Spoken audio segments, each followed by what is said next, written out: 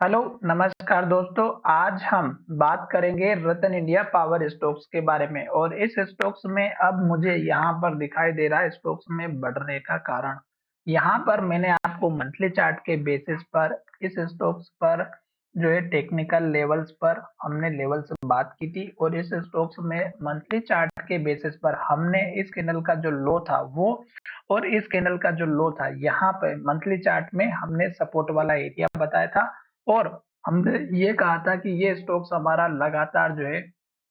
नीचे की तरफ आ रहा है डेली चार्ट के पैटर्न पे और ये स्टॉक्स हमारा अभी तक नीचे जाते हुए नजर आ रहा है। पर अगर आप यहाँ पर देखेंगे तो ये स्टॉक्स अब लास्ट टाइम से जो ट्रेड कर रहा है वहां पे आज की कैंडल हमारी हैमर बनी हुई है डेली चार्ट में और मैंने यहाँ पर आपको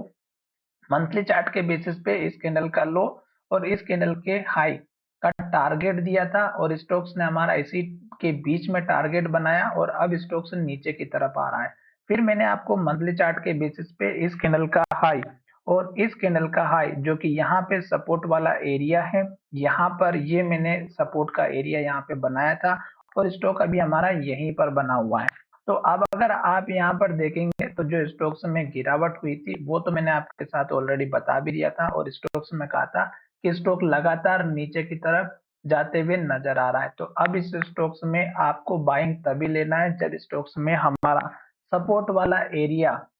नजर आएगा और स्टॉक्स में सपोर्ट का जो एरिया है वो अब हमें यहाँ पे प्रतीत होते हुए नजर आ रहा है। अभी यहाँ पे हो सकता है कि इन्वेस्टिंग की वेबसाइट पे लोड होने में शायद प्रॉब्लम चल रही हो, तो यहाँ पे भी थोड़ा सा स्लो दिखाई दे रहा है। जैसे चार्ट हमारा यहाँ पे डेली चार्ट पैटर्न का लोड होता है तो फिर मैं आपको अच्छे से एक्सप्लेन करके बताऊंगा कि उसके पीछे का रीजन क्या है। पहला तो यहाँ पे मंथली चार्ट का स्ट्रॉन्ग सपोर्ट वाला एरिया आ चुका है और अगर आप यहाँ पे दूसरा रीजन देखेंगे तो यहाँ पर हमारी जो कैंडल बनी है वो पॉजिटिव हैमर बनी है। अब इस स्टॉक्स में अगर आप यहाँ पर देखेंगे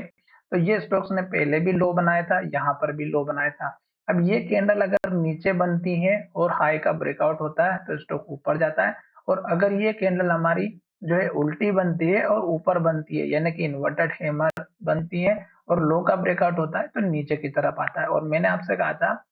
कि इस स्टॉक्स में गिरावट ज्यादा दिखाई दे रही है, लगातार रेड बन रही है कैंडल और लो के पास क्लोज हो रही है, तो हमें वेट करना चाहिए। अब अगर आप चाहें तो इस स्टॉक्स में एंट्री बना सकते हैं पर इस कैंडल के हाई का ब्रेकआउट होने के बाद और वो भी वॉल्यूम के साथ में। अगर स्टॉक इस लो को तोड़ेगा तो गिरावट आएगी और फिर स्टॉक्स का सपोर्ट वाला एरिया मैंने स्ट्रॉन्ग वाला बताया 12.5 रुपए के आसपास का, बीच में एक आध लेवल और भी है। पर फिर स्टॉक ये सपोर्ट वाला जो स्ट्रॉन्ग लेवल है इसको तोड़ेगा तो नीचे की तरफ जाएगा। तो चलिए टारगेट की अगर हम बात करें तो पहला टारगेट आप यहाँ पे 18 रुपए 20 पैसे का रख सकते हैं और दूसरा टारगेट आप यहाँ पे 19 रुपए 80 पैसे का रखिएगा और तीसरा वाला जो टारगेट रखना है वो आपको रखना है 21 रुपए के आसपास का। तो ये तीन टारगेट हो गए। स्टॉप लॉस आपको छोटा सा लेकर के चलना है, साथ ही ये वीडियो एजुकेशन के लिए है, बाय सेल की कोई एडवाइस नहीं है। फिर भी आप ट्रेड करते हैं तो फाइनेंशियल एडवाइजर से कंसल्ट करें।